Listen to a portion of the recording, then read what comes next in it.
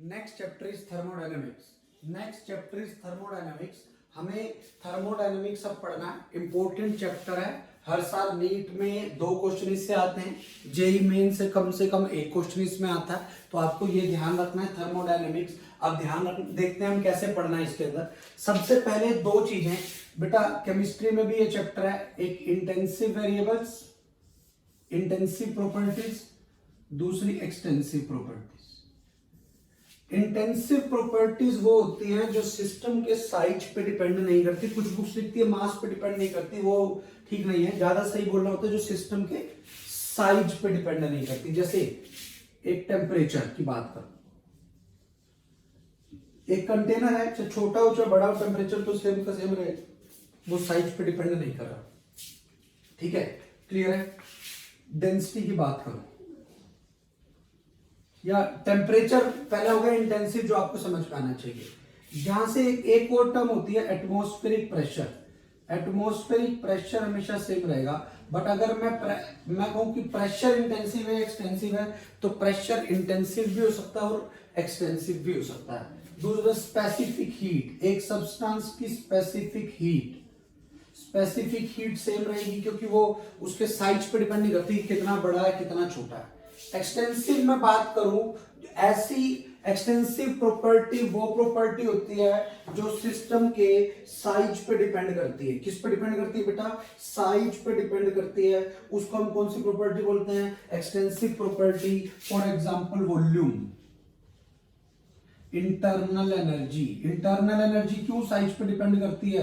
Size का मतलब है जितना ज्यादा मास होगा उतनी ज्यादा इंटरनल एनर्जी होगी। टेम्परेचर पे डिपेंड करती है, मास पे डिपेंड करती है। ज्यादा गैस भर दूंगा तो ज्यादा साइज भी चाहिए मुझे, ठीक है, ज्यादा बेटर है वॉल्यूम, ध्यान में रखो आप। और यहाँ पे मैं ये भी बोल सकता हूँ प्रेशर। जैसे अगर प्रेशर का फॉर्मूला मैं लिख लूं, प्रेशर क्या होगा? NRT/V। टेम्परेचर सेम हो, वॉल्यूम चेंज कर दो तो प्रेशर भी चेंज होगा, बट प्रेशर एक्सटेंसिव भी हो सकता है और इंटेंसिव भी हो सकता है। सबसे पहले तो ये पता होना चाहिए क्या इंटेंसिव और एक्सटेंसिव में फर्क क्या है। उसके बाद कुछ टर्म होती है, जैसे एक स्टेट फंक्शन होता है। स्टेट फंक्शन का मतलब है जो इनिशियल और फाइनल पोजीशन पे डिपेंड करे, पाथ पे डिपेंड ना करे। मान लो मैं A से B गया, यहाँ इस पॉइंट से, एक बार इस पाथ में गया, एक बार इस पाथ में गया, एक बार इस पाथ में गया। तीनों पाथ में वर्क डन अलग अलग हो सकता है डिपेंडिंग ऑन कि कौन सी प्रोसेस से गया हूं, but change in temperature same है। अगर चेंज इन टेम्परेचर सेम है तो एक गैस के लिए चेंज इन टेम्परेचर सेम है तो एक गैस के लिए change in internal energy same होगी। तो change in internal energy is the state function, but work done और heat that is not the state function. वो अलग अलग प्रोसेस के लिए अलग अलग आएंगे, चाहे इनिशियल से फाइनल पोजीशन तक आपको अलग अलग जाना पड़ेगा। समझ में आ रहा है? इनिशियल से फाइनल में अलग अलग पाथ में अलग अलग वर्क डन आएगा, अलग अलग हीट एब्जॉर्ब या हीट रिलीज जाएगी, but change in internal energy same रहेगी। इनिशियल और फाइनल पोजीशन फिक्स कर दी है मैंने, तब की बात कर रहा हूँ, ठीक है। ऐसे ही 2 टाइप की प्रोसेस होती है, एक रिवर्सिबल प्रोसेस। रिवर्सिबल प्रोसेस वो होता है, जैसे मान लो मैं A से B गया तो मैंने 50 जूल की हीट दी, पर जब वापस B से E आऊंगा तो 50 जूल की हीट वापस हम बाहर निकल जाए। Reversible process very slow process होता है। स्लो प्रोसेस का मतलब है कंटिन्यूअस ग्राफ होता है। और एक होता है इरिवर्सिबल प्रोसेस। इरिवर्सिबल का मतलब क्या है? इसमें अगर जाते हुए मैंने 50 जूल की हीट दी थी तो वापसी में वो 50 जूल की हीट रिलीज नहीं होगी, तो उस प्रोसेस को हम कौन सी प्रोसेस बोल देंगे बेटा? इरिवर्सिबल प्रोसेस बोल देंगे। अगर रिवर्सिबल प्रोसेस को हम क्वासी स्टैटिक प्रोसेस बोल देते हैं। क्वासी स्टैटिक प्रोसेस का मतलब ये है कि जो बहुत slowly infinite number of steps में हो रही है। Irreversible infinite number of steps में नहीं होती, 2 या 3 या 4, 1 2 3 4 स्टेप्स में हो जाती है। उस प्रोसेस को हम क्या बोल सकते हैं? इरिवर्सिबल प्रोसेस बोलते हैं। जो रिवर्सिबल नहीं है उसको इरिवर्सिबल बोलते हैं। जनरली सारी प्रोसेस इरिवर्सिबल ही होती है यूनिवर्स के अंदर, ठीक है। अब कुछ टाइप का इक्विलिब्रियम आता है, आपको पता होना चाहिए। एक होता है थर्मल इक्विलिब्रियम। कौन सा इक्विलिब्रियम बेटा? Thermal equilibrium. थर्मल इक्विलिब्रियम का मतलब है टेम्परेचर कांस्टेंट हो गया, अब टेम्परेचर चेंज नहीं हो रहा। फिर होता है मैकेनिकल इक्विलिब्रियम। मैकेनिकल इक्विलिब्रियम का मतलब ये होता है कि उसमें हमारे पास कोई भी नेट फोर्स जीरो है। नेट फोर्स जीरो होगी मतलब प्रेशर आपस में बैलेंस हो रहे होंगे, प्रेशर इनटू एरिया करके फोर्स आती है। केमिकल इक्विलिब्रियम, केमिकल इक्विलिब्रियम का मतलब है प्रोसेस रिवर्सिबल है, वो धीरे धीरे प्रोसेस हो रहा है, केमिकल कंपोजिशन अकॉर्डिंगली ऐसे एकदम से चेंज नहीं कर रही। इस तरह के 3 टाइप के इक्विलिब्रियम इसमें होते हैं। ये बेसिक सी चीजें हैं जो आपको समझ में आनी चाहिए कि क्या होती हैं थर्मोडायनेमिक्स में। अब मैं इसके बाद वर्क डन पे मूव। नेक्स्ट है work done by gas. Work done by gas का क्या मतलब है? मान लो ये मेरे पास एक कंटेनर है जिसमें यहां पे ये पिस्टन लगा हुआ है,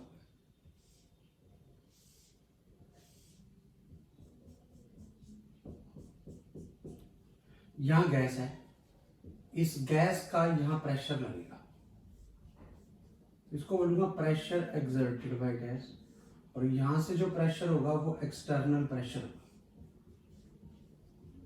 ठीक है। अब अगर मुझे वर्क डन बाय गैस निकालना है, हमें वर्क डन बाय गैस का फॉर्मूला पता है, वर्क डन का फॉर्मूला होता है Fdx। इस फोर्स को मैं लिख सकता हूं pressure into area into dx। तो ये बेटा वर्क डन बाय गैस क्या आया, ध्यान रखना है, this is the pressure exerted by the gas and A dx is the dV।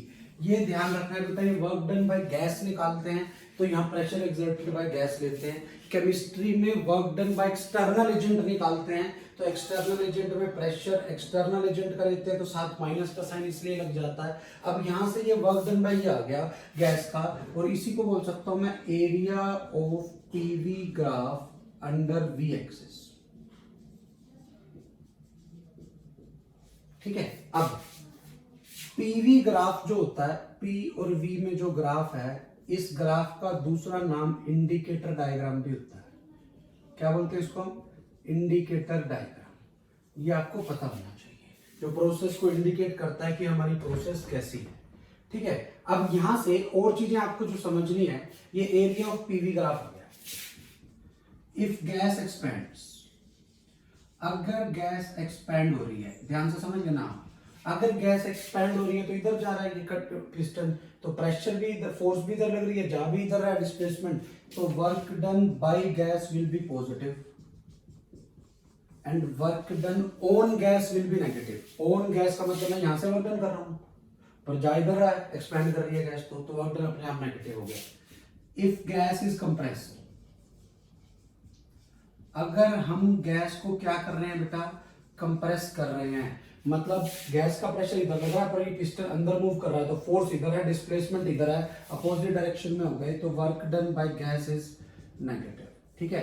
अब अगला पॉइंट बहुत इंपॉर्टेंट है, if volume of the gas remains constant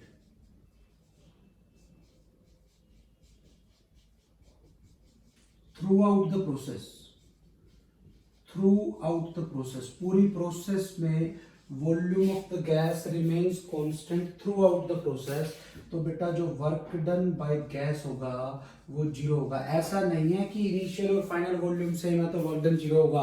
पूरी प्रोसेस के टाइम पर वॉल्यूम क्या रहना चाहिए, सेम रहना चाहिए, तो वर्क डन जीरो होगा, अदरवाइज वर्क डन जीरो नहीं होगा। जैसे मैं ये कह दूं कि अगर ये मेरे पास पीवी ग्राफ है, इधर प्रेशर इधर वॉल्यूम, और मैंने कहा मान लो ये ऐसा ग्राफ है, मुझे वर्क डन निकालना है, तो बेटा ये वर्क डन आएगा। अब आप देख लो वॉल्यूम बढ़ रहा है कि कम हो रहा है, ऐसे भी वॉल्यूम बढ़ रहा है, तो work done will by the gas will be positive and equal to shaded area. किसके इक्वल होगा बेटा, शेडेड एरिया के वॉल्यूम वाली एक्सिस के साथ आपको एरिया लेना है। वर्क डन बाय गैस आपको ऐसे निकालना है। ये सारी चीजें आपको वर्क डन बाय गैस का पता होनी चाहिए। अगला क्वेश्चन है, हमारे पास ये ना पीवी ग्राफ दिया हुआ है, हमें ये बताना है किस केस में वर्क डन सबसे ज्यादा होगा। आप देखो बेटा पीवी ग्राफ में तीनों केस में एक्सपेंशन हो रही है, किस में एरिया सबसे ज्यादा आ रहा है, सी के नीचे का एरिया इतना है, बी का उससे इतना ज्यादा हो गया, ए का सबसे ज्यादा हो गया, तो बेटा चेंज इन वॉल्यूम सब में सेम है पर पाथ अलग अलग है, तो वर्क डन इंटेंसिव वेरिएबल होगा एक्सटेंसिव, एक्सटेंसिव होगा पहली बात। किस में वर्क डन सबसे ज्यादा है, ए में, ए से ज्यादा बी में, बी से ज्यादा सी में। तो इससे क्वेश्चन में पूछा है किस केस में वर्क डन सबसे मैक्सिमम होगा, तो वर्क डन ए वाले में सबसे मैक्सिमम होगा, क्यों? ए के नीचे का एरिया वॉल्यूम तक का सबसे ज्यादा है, इसलिए वर्क डन ए में सबसे मैक्सिमम होगा, और सबसे मिनिमम किस में होगा बेटा? वर्क डन सी में होगा। तो पीवी ग्राफ पर एरिया से आप वर्क डन देखते हो, क्योंकि एक्सपेंशन हो रहा है तो वर्क डन पॉजिटिव है। अगर ये एरो उल्टे लगे होते तो बेटा सबसे ज्यादा वर्क डन किस में होता? फिर सी में सबसे ज्यादा वर्क डन होता, क्योंकि फिर वर्क डन नेगेटिव हो जाता, और नेगेटिव में जितना कम होता है वो उतना ही ज्यादा। इन दो केस में हम वर्क डन देखते हैं बेटा। पीवी ग्राफ है, इसका वर्क डन एरिया बेटा, गैस एक्सपेंड हो रही है तो पहली बात तो work done by the gas will be positive. दूसरी बात, work done by the gas कितना आएगा बेटा? ये ट्रेपीजियम है, वर्क डन होगा इस ट्रेपीजियम का एरिया। ट्रेपीजियम का एरिया क्या होता है? ये वाला एरिया निकालना पड़ेगा। ये वाला एरिया अगर मैं निकालूं कैसे निकलेगा? Half of sum of parallel side, this is P1 plus P2 and perpendicular distance between them, that is V2 minus V1. Clear है?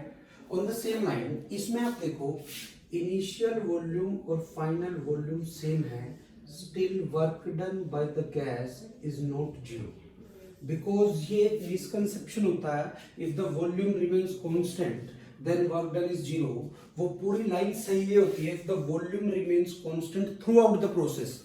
अब पूरी प्रोसेस में वॉल्यूम जीरो पर सेम नहीं है, इसलिए वर्क डन जीरो नहीं है। इस केस में वर्क डन बाय गैस निकालना हो, आप देखो पहले गैस कंप्रेस कर रही है 1 से C तक, क्या कर रही है बेटा? कंप्रेस कर रही है पहले गैस, तो वर्क डन, और बाद में ये पहले ये ऐसे गई फिर ये ऐसे गई, तो बेटा ये वाला एरिया तो नेगेटिव वर्क डन देगा, ठीक है, और यहां से ये वाला एरिया पॉजिटिव वर्क डन देगा। तो टोटल तो पॉजिटिव है ना, तो work done by the gas will be positive, क्योंकि एक्सपेंशन यहाँ पे वॉल्यूम बढ़ रहा है, एक्सपेंशन में वर्क डन टोटल ज्यादा है वॉल्यूम तक, और कंप्रेशन में वर्क डन कम है।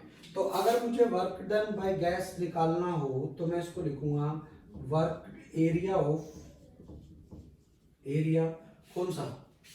BC21AB, BC21AB, BC21AB, ये वाला एरिया माइनस एरिया ऑफ कौन सा? BC1AB, BC1AB, ये वाला पूरा एरिया। हमें ये वाला एरिया निकालना है, इन दोनों एरिया को माइनस करूंगा तो वर्क डन पॉजिटिव आएगा इस केस में। आप इस केस में ये चीज समझ सकते हो, एक्सपेंशन में वर्क डन ज्यादा हो रहा है, कंप्रेशन में वर्क डन कम हो रहा है, इसलिए वर्क डन पॉजिटिव आ रहा है। Even though initial volume and final volume are same, still work done is positive. समझ आ गई? Because work done is not constant throughout the process. अब हमें इन दो केस में वर्क डन देखना है। पहले केस में अगर मैं देखूं बेटा ये गैस अब भी एक्सपैंड हो रही है, 1 से 2 वॉल्यूम बढ़ रहा है, तो इस केस में work done by gas positive आएगा।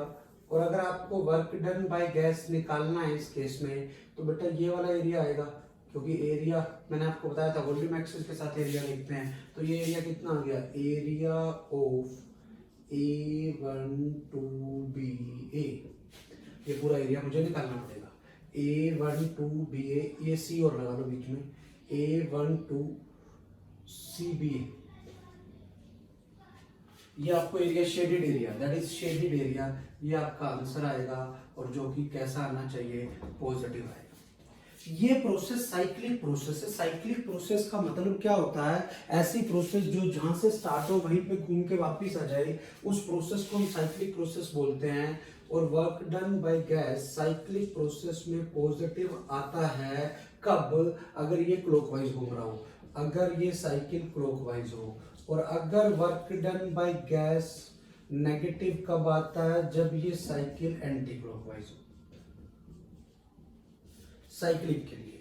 और इस केस में अगर आपको वर्क डन बाय गैस निकालना है, this is the area of loop, area of loop, इस केस में पॉजिटिव आएगा, पॉजिटिव एरिया ऑफ 1A2B1, ये आपका आंसर आ जाएगा। ठीक है, अब ये वाला एरिया आपका वर्क डन होगा। ऐसा क्यों होगा ये भी समझना बेटा, यहाँ पे एक्सपेंशन हो रही है तो यहाँ ये टोटल वर्क आ गया, माइनस यहाँ पे कंप्रेशन हो रहा है तो ये वाला एरिया माइनस होगा। इस पूरे में से ये वाला एरिया माइनस कर दूं तो बेटा ये वाला एरिया बच जाएगा। इसलिए साइक्लिक प्रोसेस में आपको वर्क डन ऐसे निकालना है जो आपको क्लियरली समझ में आना चाहिए कि हमने वर्क डन के क्या क्या कंसेप्ट। ये ग्राफ दिया हुआ है पी और वी में, इधर आप ध्यान रखना वी है इधर पी है, आपको वर्क डन बाय गैस निकालना है। सबसे पहले तो आपको ये पता होना चाहिए इस केस में work done by gas negative होगा, work done by gas negative होगा। क्यों नेगेटिव होगा? दिखने में तो ऐसा लग रहा है वॉल्यूम बढ़ रहा है, पर ध्यान रखना यहाँ प्रेशर है, यहाँ वॉल्यूम है, तो वॉल्यूम यहाँ से यहाँ आ रहा है, वॉल्यूम कम हो रहा है। वॉल्यूम कम होने का मतलब गैस कंप्रेस कर रही है, इसलिए वर्क डन बाय गैस क्या होगा? नेगेटिव। और मैंने कहा था आपको वॉल्यूम एक्सिस के साथ वर्क डन देखना है, तो आपको ये वाला वर्क डन निकालना है। तो अगर मुझे वर्क डन बाय गैस निकालना है, this is half of sum of parallel side, this is P2 and this is P1 into perpendicular distance, that is V1 minus V2, but साथ में माइनस का साइन जरूर लगेगा। ये आपका वर्क डन बाय गैस आएगा, ट्रेपीजियम का area. अब वॉल्यूम के साथ वाला एरिया नहीं, अब प्रेशर के साथ वाला एरिया नहीं लेना, जरूरी नहीं है एक्स एक्सिस वाला एरिया लेना हो, आपको वॉल्यूम एक्सिस वाला एरिया लेना है। इस केस में वॉल्यूम एक्सिस वाई एक्सिस पे है, इसलिए हमने ऐसा एरिया लिया है। नेक्स्ट ये दो क्वेश्चन है, हमें पीवी डायग्राम दिया हुआ है और हमें वर्क डन निकालना है। इस केस में अगर मैं वर्क डन बाय गैस निकालूं, आप देखो ये क्लॉकवाइज घूम रहा है कि एंटी क्लॉकवाइज है? क्लॉकवाइज है तो पॉजिटिव आएगा, और वर्क डन बाय गैस आएगा कितना? प्लस का एरिया ऑफ दिस लूप, इस लूप का एरिया। ये लूप क्या है बेटा? एक ट्रायंगल है, ट्रायंगल का एरिया क्या होगा? हाफ इंटू बेस, बेस कितना हो गया? V note into height, height कितनी हो गई? P note. तो बेटा answer is P note V note by 2, और ये भी प्लस का। ये आपका आंसर आ गया इस क्वेश्चन का। अब हम अगर अगला क्वेश्चन देखें बड़े ध्यान से, हमें इस केस में निकालना है। ये सर्कल दिया हुआ बेटा, सबसे पहले तो आपको ये पता होना चाहिए P2 minus P1 should be equal to V2 minus V1। Circle है, सर्कल का डायमीटर सेम होगा, ये डायमीटर हो गया V2 माइनस V1, ये हो गया P2 minus P1। This should be equal to 2 time the radius of the circle.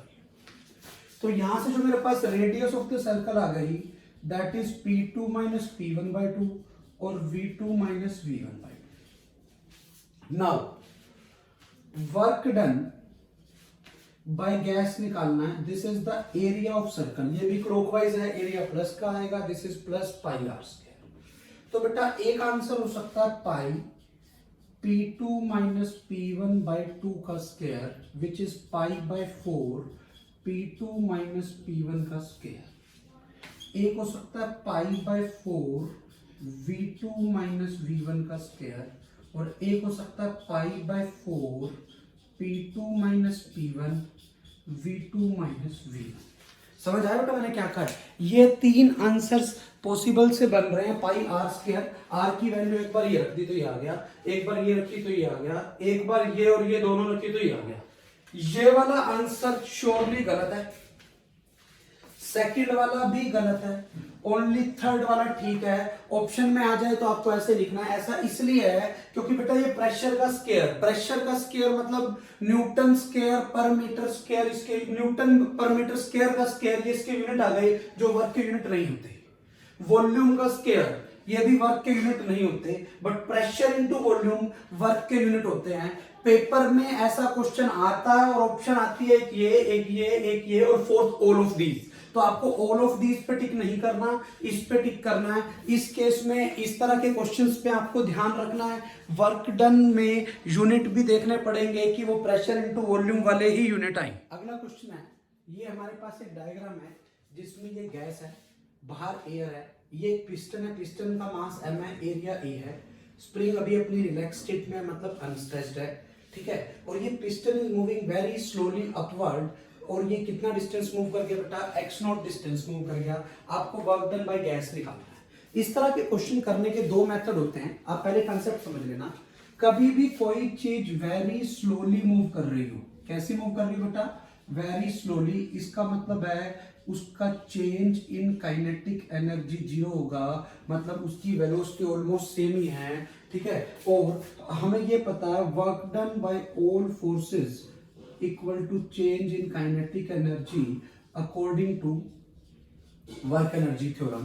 यहाँ पे कौन कौन सी फोर्सेस काम कर रही है? एक तो गैस काम कर रही है, वर्क डन बाय गैस हो गया, एक वर्क डन बाय ग्रेविटी हो गया, एक work done by spring force हो गया, एक work done by atmospheric pressure हो गया। As the piston is moving very slowly so change in kinetic energies. Work done by gas हमें निकालना है, गैस का वर्क डन हमें निकालना है। ग्रेविटी का वर्क, बेटा देखो mg नीचे लगेगा, जा ऊपर रहा है, तो ग्रेविटी का वर्क डन हो गया माइनस mgx प्लस स्प्रिंग का वर्क हाफ के x इनिशियल का स्क्वायर माइनस x फाइनल का स्क्वायर। एटमॉस्फेरिक प्रेशर इधर से लगेगा, वो p एटमॉस्फेरिक इधर होगा, पर ये जा ऊपर रहा है, तो एटमॉस्फेरिक प्रेशर का work done minus p atmosphere into area, ये फोर्स इनटू x नॉट। हाँ जी, क्लियर है यहाँ तक, ठीक है। And this should be equal to 0। तो यहां से अगर मैं वर्क डन बाय गैस निकालूं, it comes out to be mgx naught plus half k x naught square plus p atn into a into x naught. This will be your answer. जी आपको समझ में आना चाहिए, मैंने वर्क एनर्जी थ्योरम के concept से इसको किया। इनको करने का दूसरा मेथड क्या है, अब बड़े ध्यान से देखते हैं बेटा। मैं पिस्टन का एफबीडी बनाता हूँ, पिस्टन का क्या बना रहा हूँ बेटा? एफबीडी बना रहा हूँ। अब आप देखो, यहां पर गैस का प्रेशर लगेगा, इधर से एटमॉस्फेरिक प्रेशर है, इधर पिस्टन का mg लगेगा, और किसी इंस्टेंट पर जब ये x कंप्रेस है या ये x कंप्रेस है, तो इधर से जो फोर्स लगेगी वो kx लगेगी, x नॉट नहीं मानी, x नॉट। अब अगर मैं बात करूं यहां पर, तो इस पे नेट फोर्स 0 होनी चाहिए, मतलब p गैस प्लस kx। तो जैसे जैसे ये ऊपर जाएगा कंप्रेस होगा तो फोर्स नीचे लगेगी। p गैस तो ऊपर है, ये बाकी नीचे है सारी force, minus p gas into area, force तो होगी ना, pressure into area, minus kx minus p atmosphere into area minus mg should be equal to 0। क्यों? ध्यान रखना है, जब भी कोई चीज बहुत स्लोली मूव कर रही हो, तो you have to assume that piston is in equilibrium at every instant because it is moving very slowly. तो यहां से मैं प्रेशर एक्सर्टेड बाय गैस निकालता हूं, this is p atmosphere plus mg by area plus kx by area. ये तब माना जब स्प्रिंग x कंप्रेस्ड है। अब बेटा ये प्रेशर बार बार चेंज होगा, देखो ना ये चेंज होना ना ये चेंज होना, बट ये वाली फोर्स बार बार चेंज होगी, तो ये प्रेशर बार बार वेरिएबल प्रेशर है। तो अगर मुझे वर्क डन बाय गैस देखना है, तो I will write it like pressure exerted by the gas into AdX का इंटीग्रेशन, ठीक है। अब pressure exerted by gas is p atmosphere plus mg by a plus kx by a into AdX का integration कहां से कहां तक? 0 से x नॉट तक। सिंप्लीफाई करूं, p atmosphere into a into x naught, integration करके plus mg x naught plus half k x naught का हाफ k x नॉट का square. This is the work done by gas. जब आपने पिछले तरीके से आंसर निकाला था तो भी यही आंसर आया था, अब भी आपका सेम आंसर आया है। तो ये दो मेथड है, पिछले वाले में वर्क एनर्जी थ्योरम लगाई थी, इसमें ये माना है कि एट एवरी इंस्टेंट वो किस में होगा बेटा? Equilibrium. Specific heat of a gas.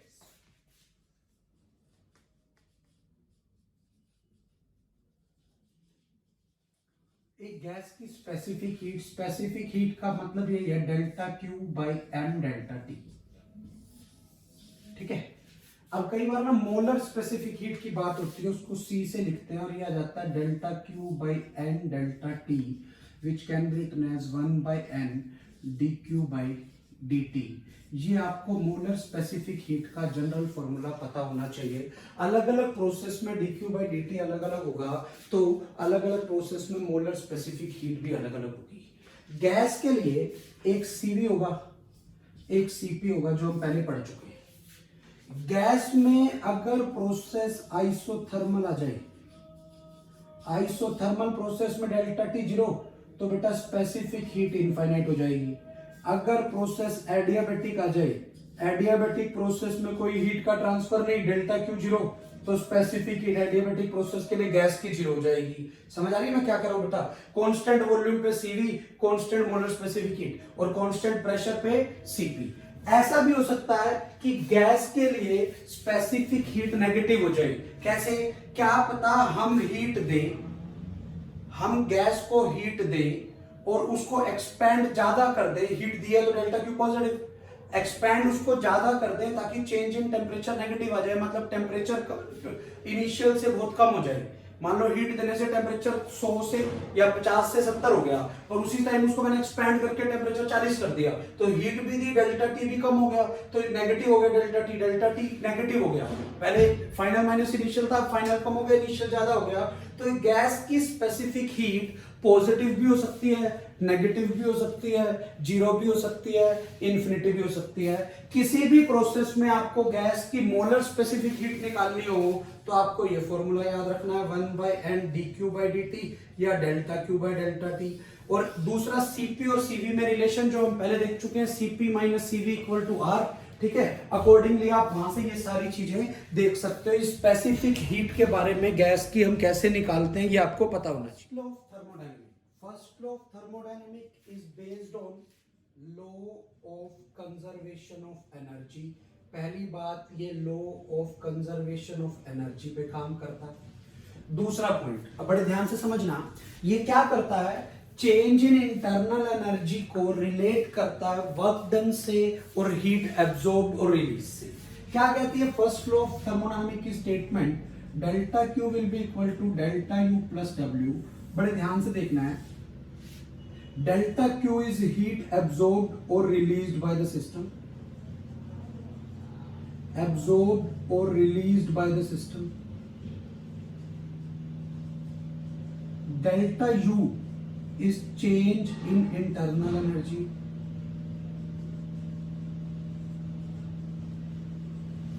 and W is the work done by gas। अब बिल्कुल सेम लाइन पर अगर मुझे इसको कैलकुलस फॉर्म में या डिफरेंशियल फॉर्म में लिखना हो तो आपको ये रिजल्ट लिखना है। हम तक क्लियर है?